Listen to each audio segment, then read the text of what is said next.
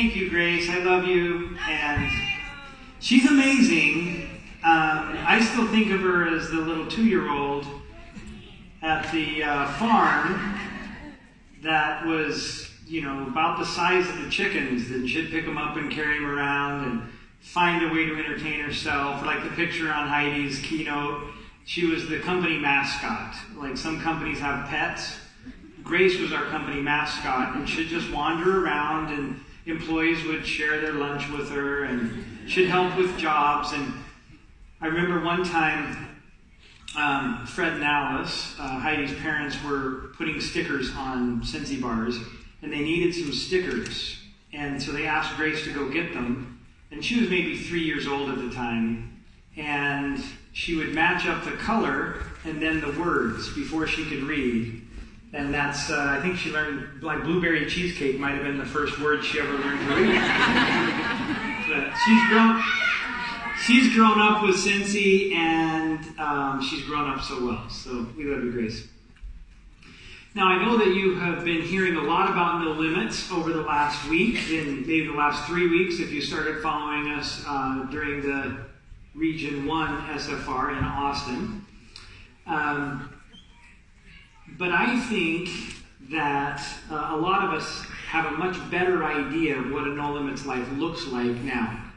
But there's one aspect of a No Limits life that I want to emphasize right now because I think that it is somewhat underrepresented. Oftentimes, people misinterpret no limits as meaning no constraints. In other words, if there was nothing holding us back, then we would have no limits. Now, what do I mean by a constraint? The definition, if you Google it on your phone, is a limitation or a restriction. So how can a limitation or a restriction actually lead to a no limits life? That's the question that I had in my mind. Let me share a couple of examples to illustrate what I believe.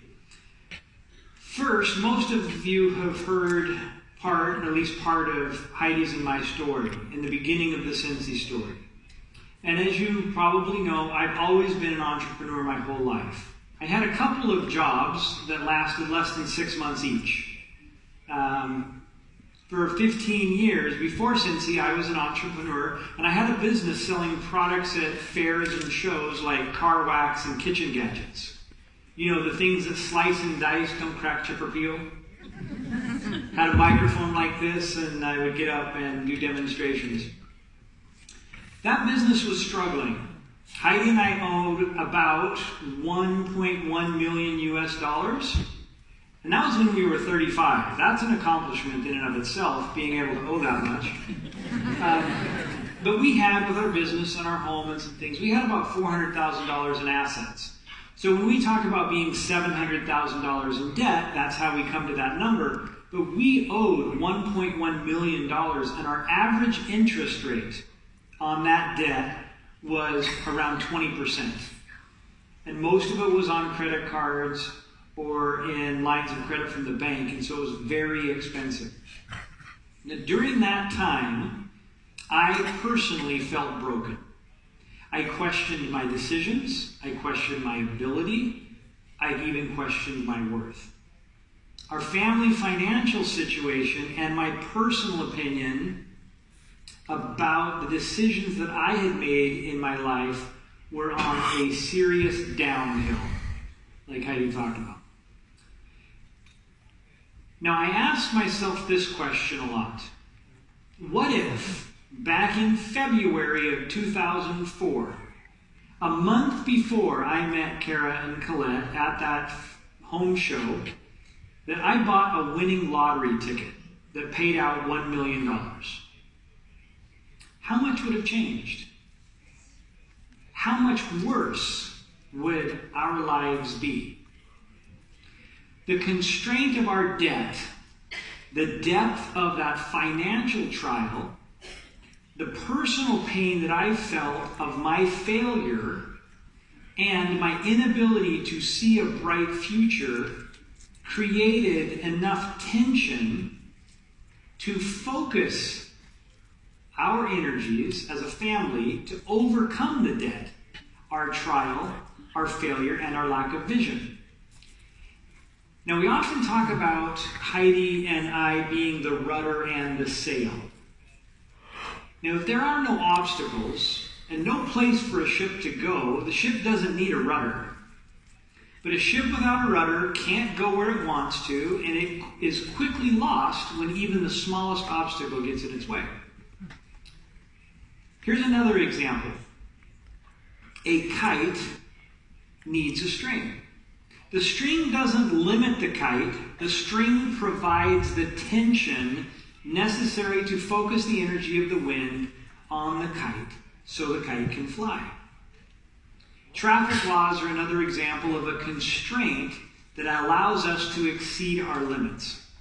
When Heidi and I were walking the Camino, we recognized very quickly that our limit to our travel on our feet was, about 35 kilometers a day, maybe 20 miles. And that's if we did nothing else that day. Now, there are how many cars in Europe? 300 million, 200 million cars in Europe. They average 40 miles a day. They allow us to travel twice as far as in an hour that we can on our feet in an entire day. But what if there were no traffic laws? What if every driver had no restriction? It would be chaos, right? Accidents and traffic jams would be so prevalent that it would make it so inefficient to drive, no one would be able to use a car and it would be faster to walk. Traffic laws give drivers the same expectation so that traffic will flow.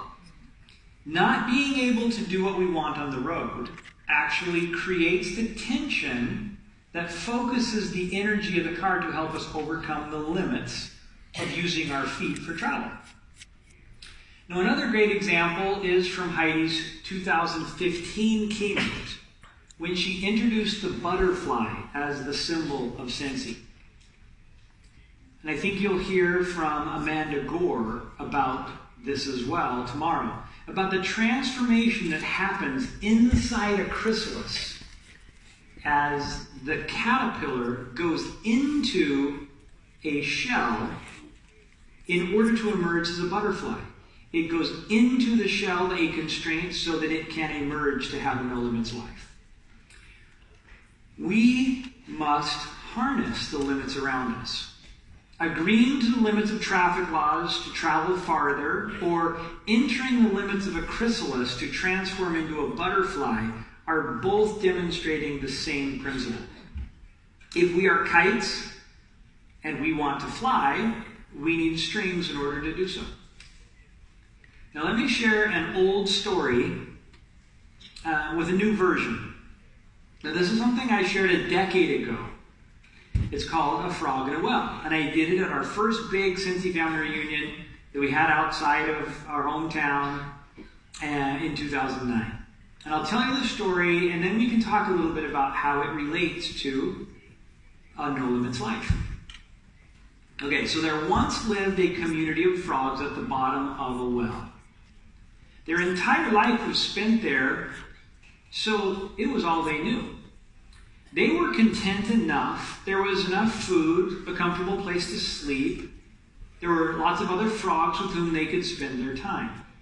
They even had enough time to fall in love and have a few tadpoles and grow old in the safety of the well. The sky above them and the walls around them were common topics of conversation. Everyone accepted the sky to be a great light above their heads, and it turned on half of each day. And the walls were there, they all agreed, to keep them safe. Now, I said that life in the well was safe, but there were occasional floods that made the well quite dangerous. And when the frogs found that the ground beneath began to disappear under rising water, they knew they had to climb the walls of the well to avoid being drowned in the flood. But soon the water would subside, the ground would reappear, and the frogs would descend to continue their safe life in the bottom of the well. Now, on one occasion, one little frog and let's call her Francine. And if you want to picture yourself as Francine, that works too. Noticed that as she climbed, the sky above her was bigger the higher up the wall she went. And it dawned on her the sky wasn't a cap to keep her down. It was actually inviting her up. She realized that what she had always thought were her limits, the walls of the well, actually provided the way for her to escape the limits. The walls weren't there to keep her in. They were there so she could climb out. Excited, she continued to climb, and the higher she climbed, the bigger the sky became, and the clearer she saw that there was actually a top to the well and that she could get out. Below, her family and friends began to call her back to the safety of the well. "You'll fall to your death," they cried. "Who do you think you are? Frogs like us don't climb walls that high," they insisted. She tried to explain what she had discovered about the limits that they had all subjected themselves to, but they wouldn't listen. By the time she reached the top, she was so high they could no longer see or hear her. On top, she saw a thriving world, perfect for frogs. Nearby was a beautiful pond full of lily pads. From horizon to horizon, she could see the sky. It was bigger and more beautiful than she could possibly have imagined from the bottom of the well. It was as if there were no limits to it. Amazed at how wonderful the world outside the well was, Francine wanted to share it with her friends and family. "Frogs like us aren't supposed to climb that high," she remembered them saying. Maybe she did something wrong. Perhaps she'd be ridiculed or shunned if she tried to return to the well and share what she knew. But she loved her community. She loved her friends and family. She wanted them to recognize the limits they subjected themselves to. She wanted them to be free from the smallness of the well. So she went back to share her story. On the way down, as she came into view, it started. Some shunned her as an outcast. "You're no longer like the rest of us," they said. Others would warn their children not to listen to her crazy stories. When she told her best friend about life outside the well, even her friend said to her, "I know you too well to believe that nonsense, Francine. You've always been trying too hard to fit in. Obviously, your place isn't with us." Francine's friend said this as she hopped away to join a group of frogs who were watching the conversation with a glare in their eyes. "Frogs like us don't need frogs like that," they agreed. Frog after frog rejected her story. She began to doubt herself. Is there really a life better outside the wall? Is there really a place where frogs can jump on things called lily pads in ponds? She questioned. Am I supposed to simply forget what I know so that I can fit in? She pondered, feeling alone and dejected. She remembered her own experience. It wasn't the allure of the lily pad pond that convinced her to climb. She didn't even know about it at the time. It was the simple realization that there was more to life. So she shifted her tactic. Instead of trying to get the community to get excited about something that they couldn't comprehend, and who could blame them because it was beyond their personal experience, she simply started questioning the limits of the well. What if there was a way to live without the limits that we all accept? She would ask. You don't have to believe me, I can show you, she promised. One by one, she invited frogs in her community to climb to a ledge, low enough not to raise any concerns, but high enough that a perceptive frog could see the change in the sky. Once convinced, many were willing to follow her higher. Each step closer to the top, the sky became larger, just as she said. The amazed frogs shared their discovery. Soon many frogs were climbing to the ledge to see for themselves, so much so that everyone in the well began to say, frogs like us see changes in the sky when we climb to the ledge. As the frogs experienced for themselves the discovery of the expanding sky by climbing the well, more and more frogs grew bolder and climbed higher. Even the sky has no limits for frogs like us, they would say. The thrill of discovery pushed them higher until many of them found the world outside the well. One by one, as they saw the world of the lily pad pond, they would go to the edge of the well and call down to the frogs in the well, encouraging them to continue their journey to the top. Life at the lily pad pond was so joyful. Soon, most frogs from the well began to say, "Frogs like us live in ponds with lily pads, not in wells that flood." Our pioneering little frog stopped one day at the well from which her community had emerged. Francine swelled with pride at the joy that came from her decision to climb out of the well and share with others what she learned. Now, each of us play many roles in our lives. For me, it is husband, father, business owner, co-CEO, friend, mentor, son, brother. You all have roles that you play. And in some of these roles, we may have worked our way out of the well. We have struggled to learn and grow, and now we have a broad perspective of what it takes to be exceptional in that role. In other areas, we may be one of the frogs, resisting change and refusing to escape the safety of our limitations. Or perhaps we are in the middle of the process of climbing out of our limitations, our limiting wells. Through Scentsy, Heidi and I have been able to escape a few of the wells that limited us in the past. We stand at the top of the well encouraging all of you on your journey towards your no limits best life. In other ways, we are inspired every day in our journey through you and by watching your triumphs. We love our Scentsy family. And we love that we encourage each other. We celebrate with one another. And maybe most importantly, we mourn together each tragedy that we personally experience. That Scentsy ideal is our dream and what we mean by Scentsy spirit. Now, we've had a long reunion season. Many of you have been following along the last 2 weeks as we have had our reunions in Texas and Australia. But I wanted to make sure that we address the needs here in Region 2 specifically. So, like I did in other regions, I asked previous shining stars to send me some questions on your behalf. And I'm going to address some of them, and we can talk about the lessons from the well and our overall Scentsy experience and how that has informed our lives and helped us live, and might help all of us live, a better no limits life. So here's the first question.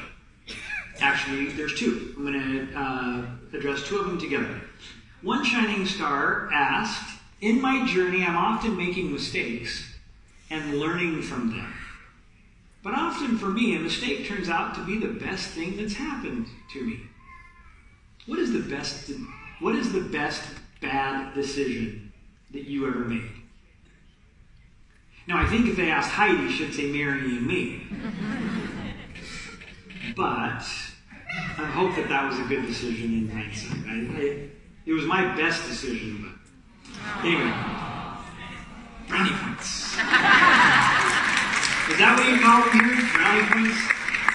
Okay. Another one asked, "What do you do, or where do you go when you feel stuck? Stuck mentally or in the business?" Now, we hear a lot about the feeling of being stuck. That feeling that you aren't going anywhere, that your goals are not being reached, that feeling there are so many obstacles in your way you may never get to your best life. Now, to get unstuck, we need to get moving. Or in other words, to achieve and maintain momentum. Now, I describe momentum as that feeling that the wind is at your back, or that feeling that you get when you're riding a bicycle down a hill. Maybe you feel like the wind is always blowing against you. Maybe it's only been a few months and you had a great launch month, and now you're wondering if you'll ever get that momentum back. Or maybe you've been with us for many years and you don't have the same energy that you once had in your Scentsy business. Now, as some of you may know, The Dip is one of my favorite books by Seth Godin. And I've been really excited about Seth Godin since I got to meet him in person and hear him speak. And one of my favorite authors, and the reason why his book, The Dip, is one of my favorites is because it helps Scentsy out at a very critical time in our story. Now, Scentsy grew fast in the early days. And whenever you grow that fast, you know that there's going to be a peak and a dip. One can't grow triple digits forever. The world runs out of people if you double too many times. So we knew that there was a dip coming, and we were nervous about what to do. What we did may be the mistake that we learned the most from, and therefore was actually a blessing when we look back. In 2012, we launched 2 additional brands to Scentsy. Velada, which was a food brand, a fondue and raclette, and kind of a fun brand that had to do with food. And Grace Adele was a handbag and accessories brand. Now, some of you were a part of that. And we put our heart and soul into these brands. We were successful in many measures. Other direct selling companies copied us. They thought it was the most ingenious innovation in direct selling. They were profitable. People loved the products. And we could be proud of the work that we did. But overall, our company-wide sales were declining.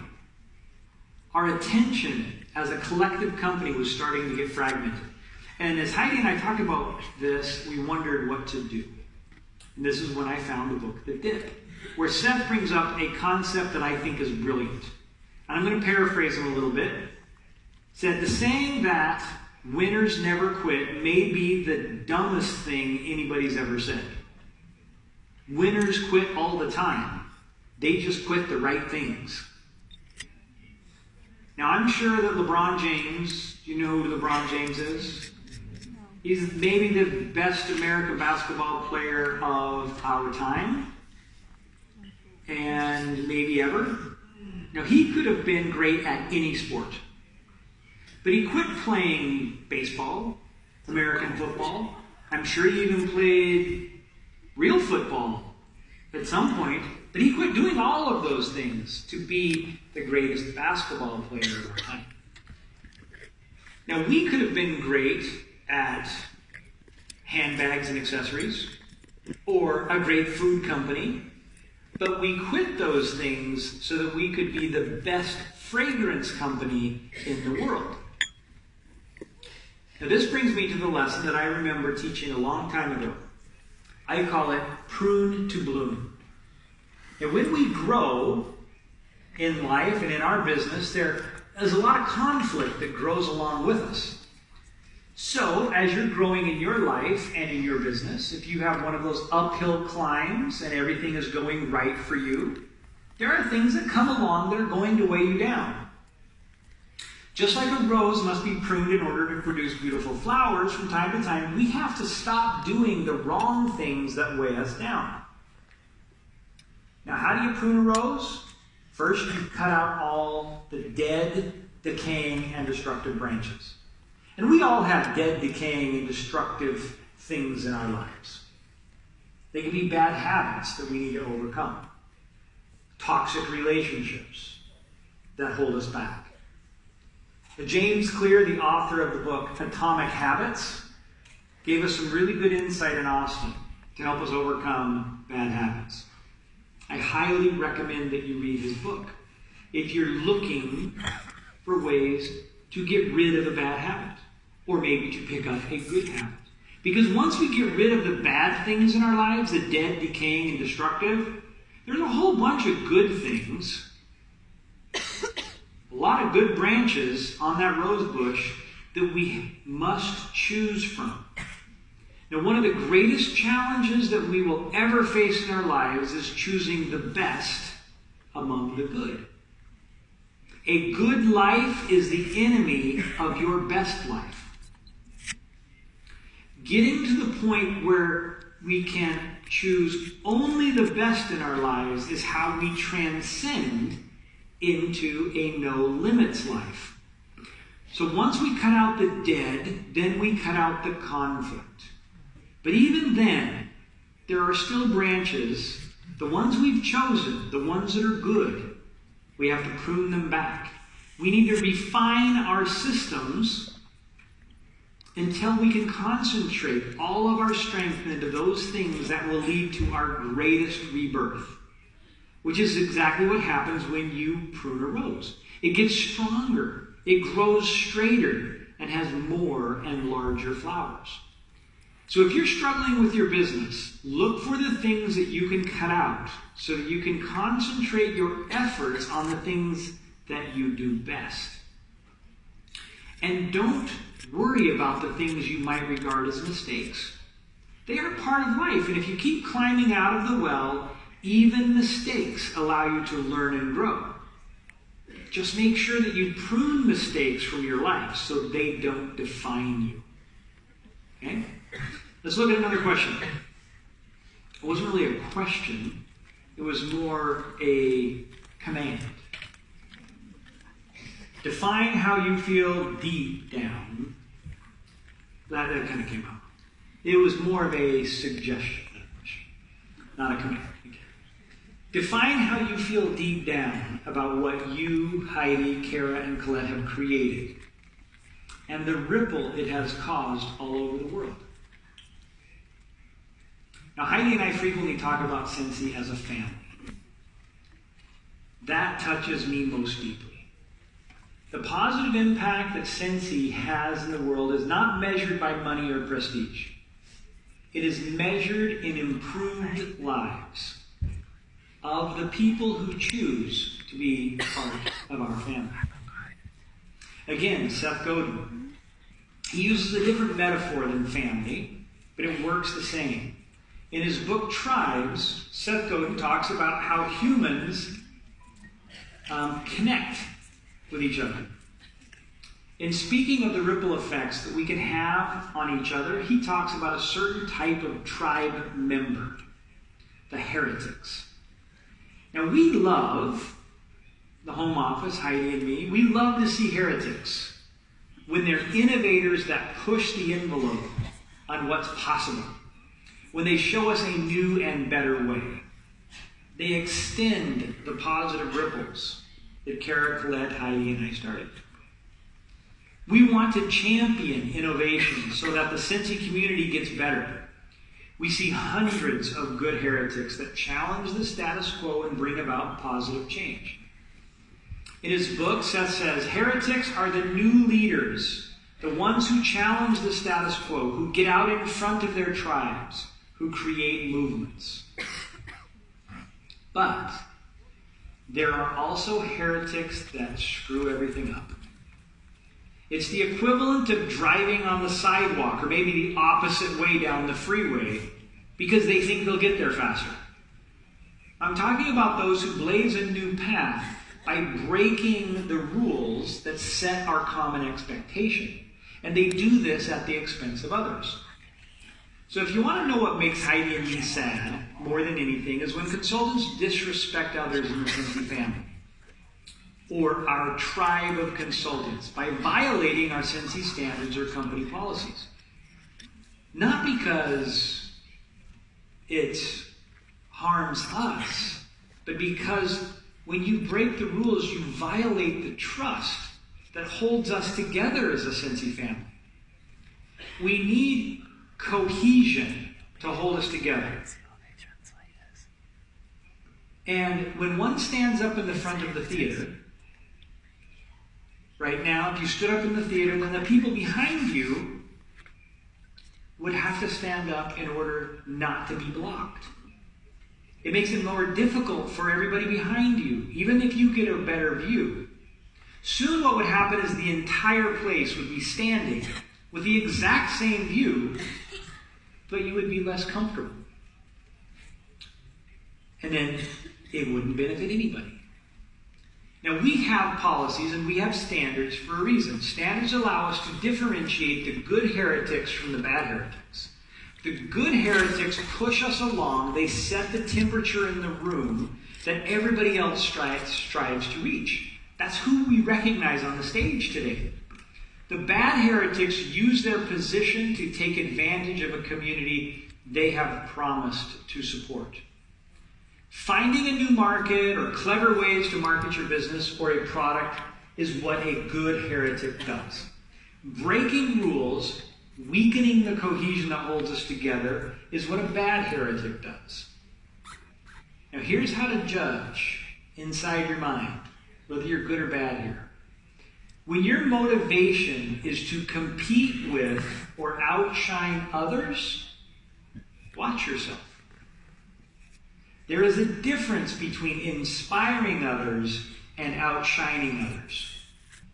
We want you to live your best lives, but don't want you to do it by climbing over the backs of other people.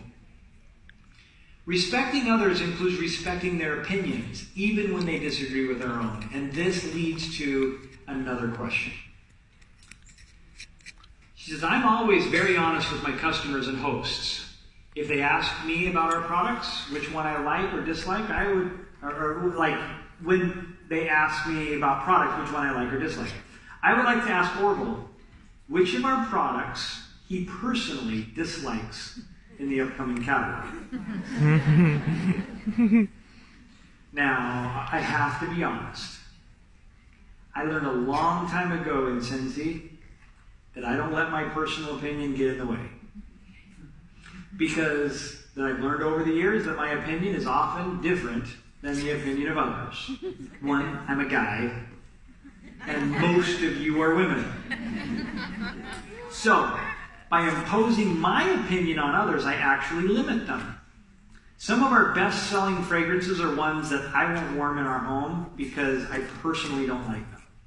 But other fragrances I love, others don't like. Now, one of the best things about Scentsy is variety. And if someone was to ask me my opinion, I would ask them what they like and don't like first. Sharing what we don't like is honest and can be fun, but be careful not to take away the joy of others who may really like something that we don't care for. It's like when we go to dinner, and I may really want something, and I ask the waiter, do you like this? And he says, nah, I don't really care for it. Now, it might be the best steak in the world, and he might be vegan.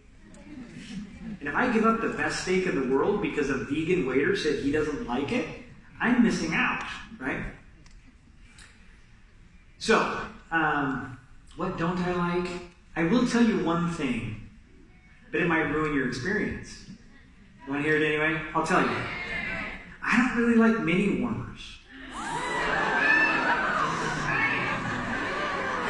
See what I mean? I did that so you would have the experience. Now here's the reason. Fragrance is best from a big warmer because the scent pool is larger. And every customer of yours that buys a mini warmer instead of a big warmer cuts your commission almost in half. You should sell mini warmers only as the second or third warmer that somebody buys. My advice would be never sell a customer a mini warmer first. Because their experience of Scentsy will actually be diminished and they may not like Scentsy because they don't get the full experience. So, as far as design, I like them all. Because I had to sign off on every one. So, I can show you some ones that didn't make it that I really didn't like, but we'll have to do that another time. Okay, a few questions came that centered around our expansion plans. How many of you want to hear about that a little bit? Here's the question. Will we continue to expand in Europe?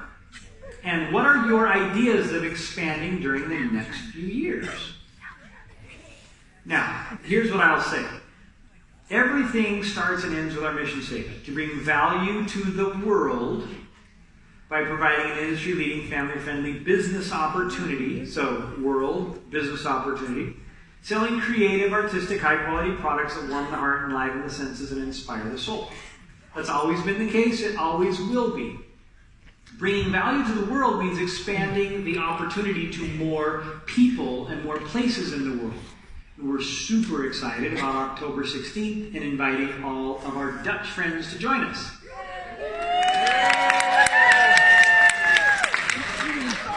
There are still many countries in Europe that can benefit from Scentsy.